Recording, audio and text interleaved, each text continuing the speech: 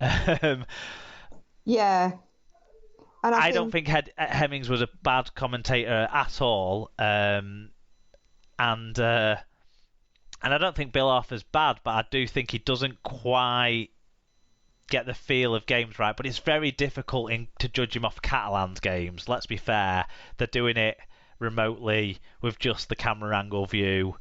It's not the same as being in the stadium, being able to sense the moment within the ground, kind of thing. yeah, I think ultimately Eddie and Steve sort of became what's the word?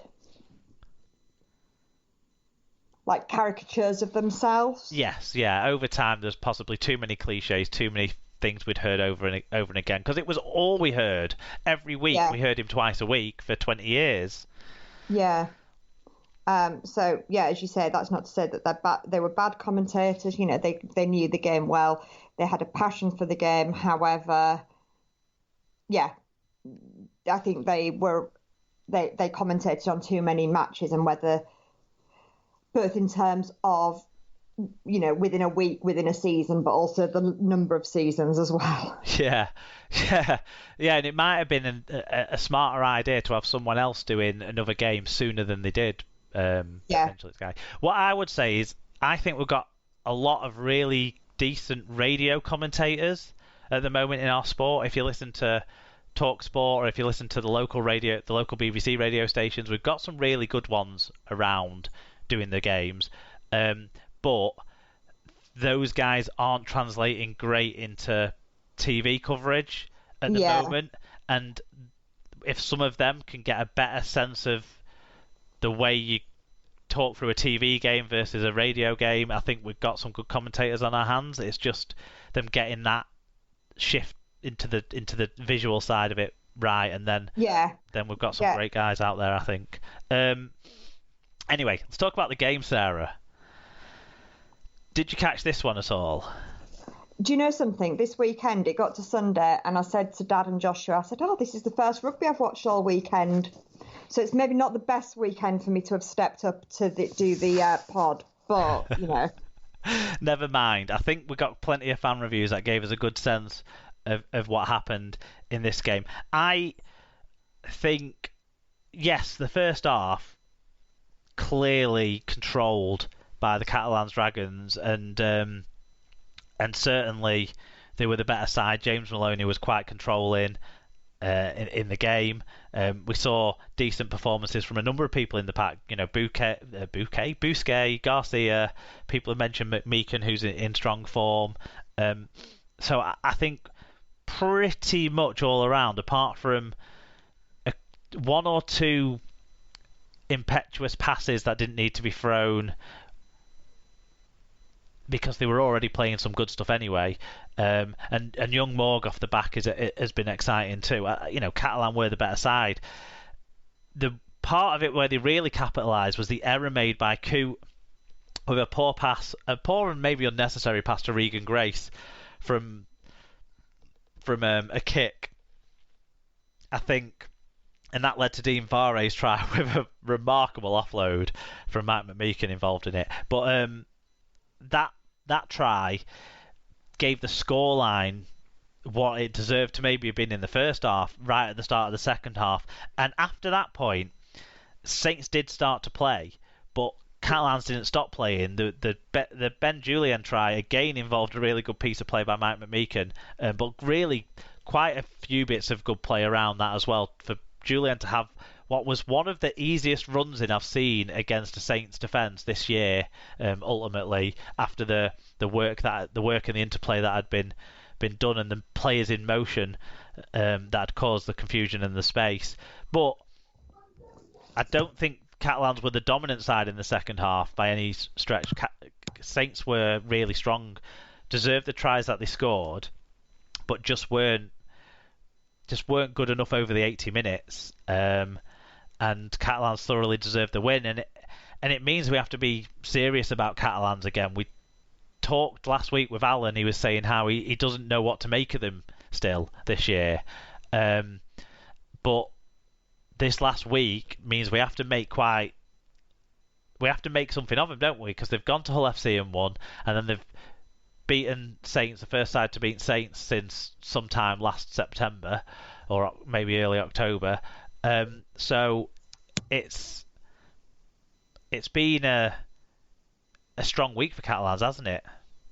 Yeah, it really has. I mean, I think that it makes me feel better about losing to them the other week, last week, when they've gone and beaten St Helens ultimately. But they're an annoying team. They sort of get under your skin and niggle their way through, don't they? Very often. But they're big and they're physical, and I think that ultimately was our downfall, that we didn't play properly against a big physical team. We didn't have the right players there. But credit to Catalans, because they came, they did a job, and similarly this weekend they came and they did a job against St Helens. Yep. Whilst there's still maybe some questions about discipline and consistency, they have to be taken seriously, like you say, after those performances. Let's move on to Sunday, shall we? And do you want to take us through what happened at the Mobile Rocket? Yep, so it finished Wakefield 28, Rovers 12. At half-time it was 16-0 to Wakefield, and they were refereed by Liam Moore. In terms of team stats, they show that Rovers were their own worst enemies, with 4 more errors made and 5 penalties conceded. Wakefield had themselves to over 200 more metres and a 1 metre per carry better average game. Despite 5 breaks each, Trinity scored 4 tries to 2 in their first win of the year. For Wakefield individually, Bill Tupu with 2 try assists and 170 metres and 2 clean breaks. Reece Lynn with 143 metres. Liam Kay, 2 tries and 138 metres. Lee Kershaw, 5 tackle busts and 125 metres. For the losing Rovers, Sean Kenny Dowell with 120 metres and 3 offloads. Ryan Hall, 112 metres. Kane Lynette, 104 metres. Ben Crooks with 1 try, 101 metres and 2 clean breaks. Tom Andrews said, "It was a dreadful performance across the board, night and day from what we dished up on Monday. We were out enthused across the park, and Wakey deserved the win. I knew getting a positive win percentage was too much to ask.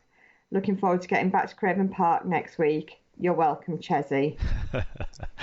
And the Wakey White said, "Choo choo, the Trin train has left the station." I enjoyed that. The train has left the station. Great to be back at Bellevue, and even better to see a win and a good performance. Defensively very strong against a wily KR side. Arona's try was pure comedy gold, and the Spine conducted the orchestra with aplomb. Up the Trin.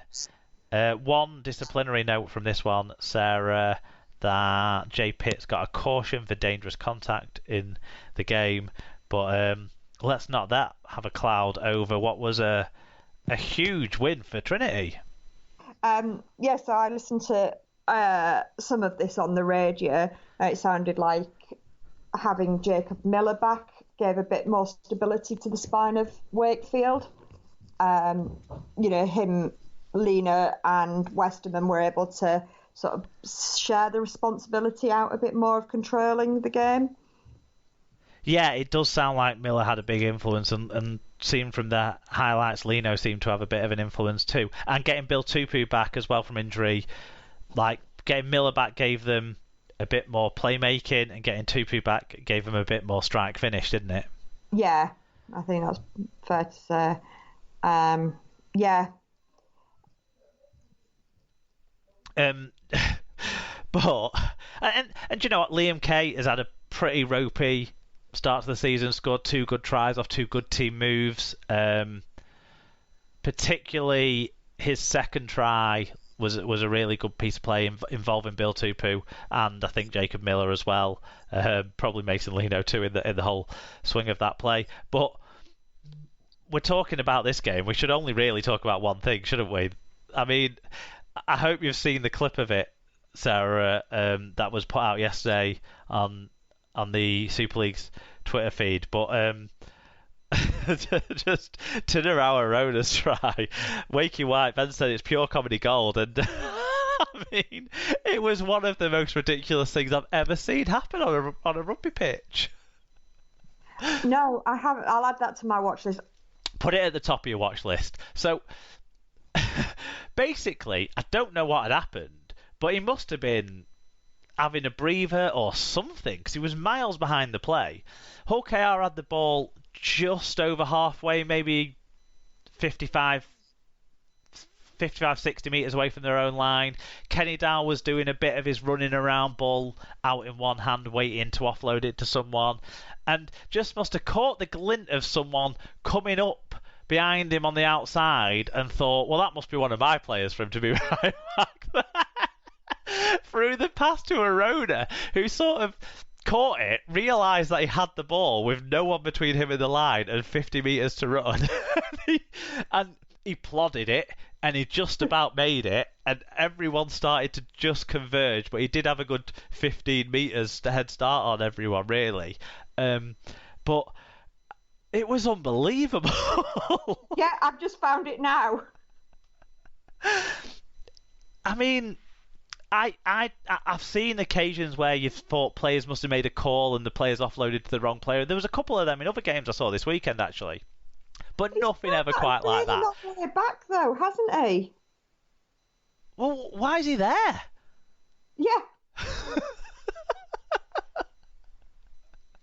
Also, good job that the try line wasn't any further, because I don't think he could have made it much further, could he? No, he wasn't. And it was, there were a convergence of Rovers players. It did show some spirit there, I suppose. The other talking point from the game on Twitter during the action. Now, I'm not sure if this was part of what you caught on the radio or not, Sarah, so if you got a view from what the commentators were saying, but the red card for Corbin Sims. No, that happened a bit later on. When I was listening, it was earlier on. It was sort of the second half of the first half, and when Wakefield had been given the penalty for the ball steal after the surrender call had been given. Oh, and Dean Hadley stealing the ball and going towards the posts, but then being called back for a ball steal. That was the point at which I was listening. Fair enough. Well, Corbin Sims was sent off, and a few of the people that must have been watching it on our leagues or what have you thought it was a bit soft, maybe a bit harsh call. But the journalists inside the ground seemed to be agreeing with the call. So I wasn't sure, but it is on the highlights package that's up on this. That was very, very, very fucking late today. Only just saw it before we started. Put up onto the Super League website and the Super League YouTube feed of this game, and it looks to me like it was direct head contact. So I'm not surprised the card was shown on sort of a couple of viewings of it. I'm not sure how forcible the contact was. I'm not sure if it was necessarily a swinging arm or a reach. It looked like he'd overrun it and then reached back, but caught him square in the head. So to me, if it's direct head contact, a card's fair enough. Whether it should have been a red or should have been a yellow, I don't know. But 70th minute, that didn't matter, did it? It should have been a card if it was direct head contact. Outcome, whichever, wouldn't it? Yeah, that's the way I saw it. But I wasn't paying as close attention to people who've watched it on our league and would have seen replays, maybe from different angles, or certainly the people in the stadium who got the feel for it live. But I don't think. I mean, he's not got any ban for it though, has he? No, he hasn't. No. So it seems like sending off sufficient there. But Jacob Miller scored a try after that point, which padded out the scoreline a little bit more. But I'm not necessarily sure, even though they'd had a decent spell into that, decent 10-15 minutes into that point, I'm not necessarily sure that it would have made the difference between Rovers winning and losing this game. It was a 10-point margin against a side that had by and large outplayed them. So well done to Wakefield for getting the first win of the season. That kind of sets them rolling with with Lee coming up in a couple of rounds' time as well at home, this Yeah. could be a crucial period for